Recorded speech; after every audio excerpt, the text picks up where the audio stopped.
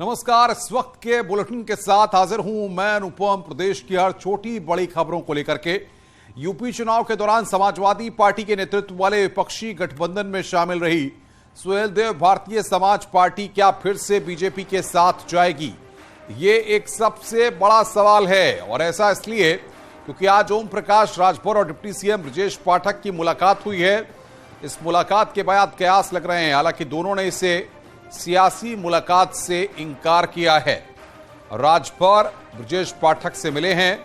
उत्तर प्रदेश में नए साल पर नया समीकरण यहां पर बनता दिख रहा है। क्या फिर बीजेपी के साथ जाएंगे राजभर? और आइए आपको सुनवाते हैं कि आखिर इस मुलाकात के बाद दोनों ने इस मुलाकात को लेकर क्या कहा है।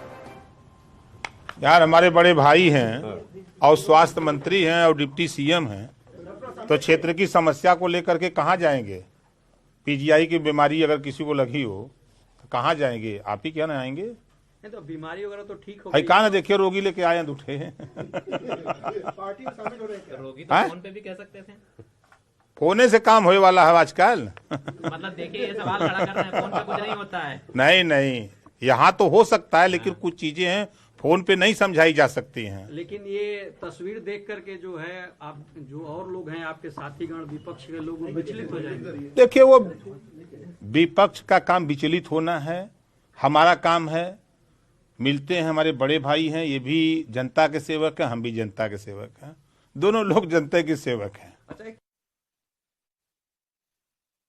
हमारे मित्र हैं और हम लोग पारिवारिक सदस्य हैं एक दूसरे के, और साल का अंतिम प्रहर है और हम लोग आपस में बैठ करके दिनचर्या की चर्चा भी करते हैं कि समाज में किस प्रकार से हम लोगों की जनता की सेवा करनी है। हम लोगों का अंतिम लक्ष्य जनता जनार्दन की सेवा करना है और हम राउंड द क्लॉक हम दोनों भाई लगे रहते हैं। और जिस ढंग से उत्तर प्रदेश में आदरणीय प्रधानमंत्री नरेंद्र मोदी जी की गरीब कल्याण योजनाएं जन जन तक पहुंची हैं, लोगों का भरोसा भारतीय जनता पार्टी पर लगातार बढ़ा है। और वर्ष 2022 हम सब के लिए, भारतीय जनता पार्टी के लिए ऐतिहासिक दिन है। मैं कह सकता हूं उत्तर प्रदेश भारतीय जनता पार्टी 35 वर्षों के बाद दोबारा कोई सरकार उत्तर प्रदेश में रिपीट हुई है और आज 2022 का अंतिम दिन है।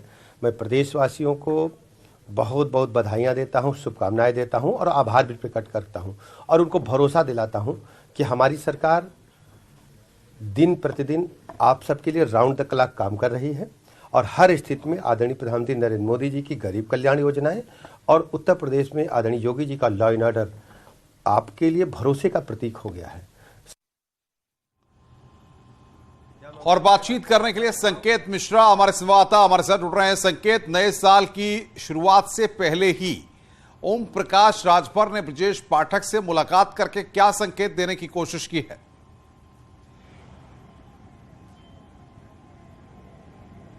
देखिए 2024 का लोकसभा चुनाव नज़दीक है और जिस तरीके से विपक्ष उत्तर प्रदेश में लगातार ओबीसी पॉलिटिक्स कर रहा है, ऐसे में एक बात साफ है कि उत्तर प्रदेश में कई सियासी फेरबदल देखने को मिलेंगे, कई सियासी गठबंधन देखने को मिलेंगे। तो एक चीज़ जिस तरीके से आज ओम प्रकाश राजभर ने ब्रजेश पाठक से मुलाकात की, ये कोई पहली मुलाकात नहीं, इससे पहले भी ओम प्रकाश राजभर ब्रजेश पाठक से लगातार मुलाकात कर चुके हैं और उनकी मुलाकातें कई बार सामने भी आई हैं। तो एक बात स्पष्ट है कि जहां ओम प्रकाश राजभर के लिए दूसरे दलों में अब रास्ता लगभग बंद सा है और दूसरी तरफ विपक्ष ओबीसी पॉलिटिक्स कर रहा है, ऐसे में गठबंधन भारतीय जनता पार्टी का और ओम प्रकाश राजभर का हो सकता है ये 2024 से पहले जरूर किया जाएगा। दरअसल जिस तरीके से जो उत्तर प्रदेश में माहौल बन रहा है, विपक्ष ओबीसी पॉलिटिक्स कर रहा है निकाय चुनाव के बहाने, वहीं दूसरी तरफ भारतीय जनता पार्टी भी विपक्ष को घेरने की कोशिशों में जुटी हुई है और भारतीय जनता पार्टी जाहिर सी बात है कि किलेबंदी करेगी 2024 के लोकसभा चुनाव से पहले,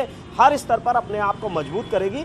और वहीं ओम प्रकाश राजभर के पास में और कोई किसी दूसरे दल के साथ में जाने का विकल्प शेष नहीं है। समाजवादी पार्टी से लगभग उनके रास्ते बंद हैं। वहीं अगर हम देखें बसपा में भी वो नहीं जा सकते हैं।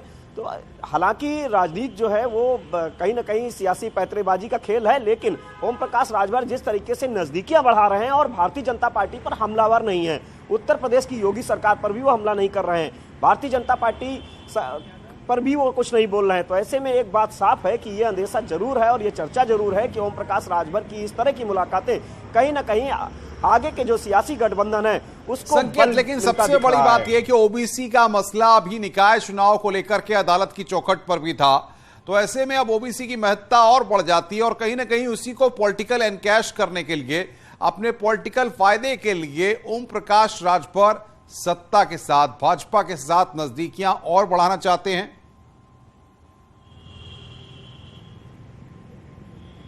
बिल्कुल जाहिर सी बात है, अगर हम देखें जो लोकसभा विधानसभा का चुनाव वर्ष 2022 का हुआ था, उस चुनाव के बाद जब भारतीय जनता पार्टी ने उत्तर प्रदेश में जो शीर्ष नेतृत्व को रिपोर्ट भेजी थी, उस रिपोर्ट में भी इस बात का जिक्र था कि ओम प्रकाश राजभर अगर साथ होते तो कुछ सीटें बढ़ सकती थी। यानी कि ओम प्रकाश राजभर की स्वीकार्यता को भारतीय जनता पार्टी भी बेहतर तरीके से समझती है, लेकिन इसके लिए बेहतर सियासी माहौल की तलाश की जा रही है और ओम प्रकाश राजभर कई दूसरे पाले में ना जाए, इसको लेकर भारतीय जनता पार्टी जरूर कहीं ना कहीं घेराबंदी में उनकी जुटी हुई है। और विपक्ष जिस तरीके से निकाय चुनाव के इस फैसले के बाद जिस तरीके से लगातार सत्ता पक्ष पर ओबीसी पॉलिटिक्स को लेकर उनकी घेराबंदी कर रहा है, विपक्ष लगातार ओबीसी पॉलिटिक्स कर रहा है, ओबीसी की अनदेखी की बात कर रहा है, और आरक्षण बचाओ और ओबीसी को लेकर समाजवादी पार्टी जहां यात्रा का ऐलान कर चुकी है, कल बसपा सुप्रीमो मायावती ने भी ओबीसी की अनदेखी की बात कही। तो ऐसे में अब भारतीय जनता पार्टी जरूर ये सियासी दांव खेल सकती है और यही वो वजह है कि मुलाकातों का सिलसिला भी तेज हो गया है।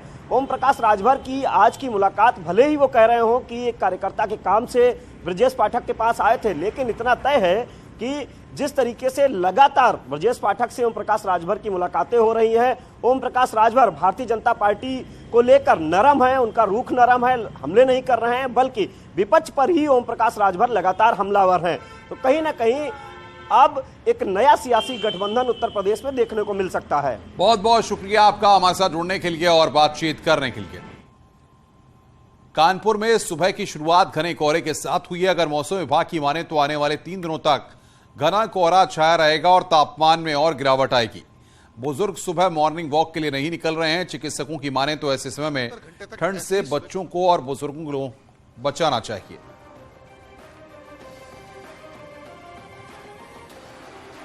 का कहर जारी है और इसका सीधा प्रमाण शहर में देखने को मिल रहा है। इस वक्त जिस जगह न्यूज़ 18 खड़ी है, ये मॉर्निंग वॉकर्स की जगह है। आप देख सकते हैं कि आमतौर पर रोज यहां भीड़ रहती थी, मगर अभी पार्क में सन्नाटा पसरा हुआ है। मॉर्निंग वॉकर्स भी अवॉइड करें, क्योंकि जिस प्रकार से 2 दिन के अंदर लगातार तापमान में गिरावट आई और पारा 4 डिग्री तक पहुंच चुका है। कोहरे की चादर में कई जगह शहर लिपटा हुआ। अगर सुबह की बात करें तो सुबह 6 से लेके 9 बजे तक कोहरा और कोहरा था। सड़क पर भी देखा जा सकता है, जिस पार्क्स में देखे सन्नाटा, और जहां भी लोग हैं प्रिकॉशन के साथ चल रहे हैं। लोगों ने मास्क लगाए हैं, सर पे टोपियां पहनी, क्योंकि ठंड का सितम साफ, तो कुछ हाथ में ग्लव्स, और लोग दिनचर्या पे कहीं ना कहीं इसका फर्क जरूर पड़ा है।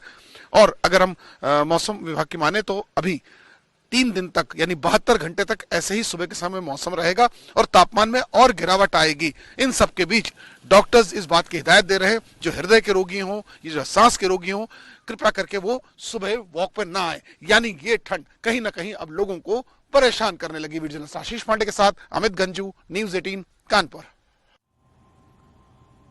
गौतम बुद्ध नगर में रेरा की बड़ी कार्रवाई देखने को मिली है। 11 बिल्डरों पर रेरा ने जुर्माना लगाया है। आदेशों का पालन नहीं करने पर एक्शन लिया गया। 1 महीने में देनी होगी जुर्माने की रकम।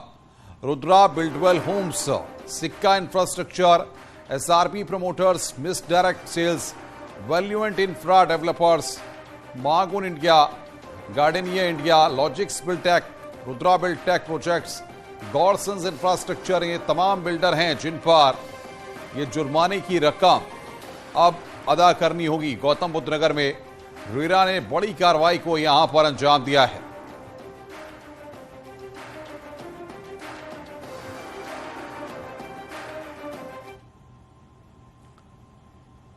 आगे बढ़ते हैं, खबर आगरा से है। एलईडी बोर्ड की फैक्ट्री में आग लग गई। शॉर्ट सर्किट की वजह से आग लगी है। फायर ब्रिगेड ने आग पर काबू पाया है। जगदीशपुरा थाने के लक्ष्मी नगर में यह हादसा हुआ है। ताजनगरी में आग का तांडव देखने को मिला है। एलईडी बोर्ड की फैक्ट्री में आग लगी है। फायर ब्रिगेड ने आग पर काबू पाया है।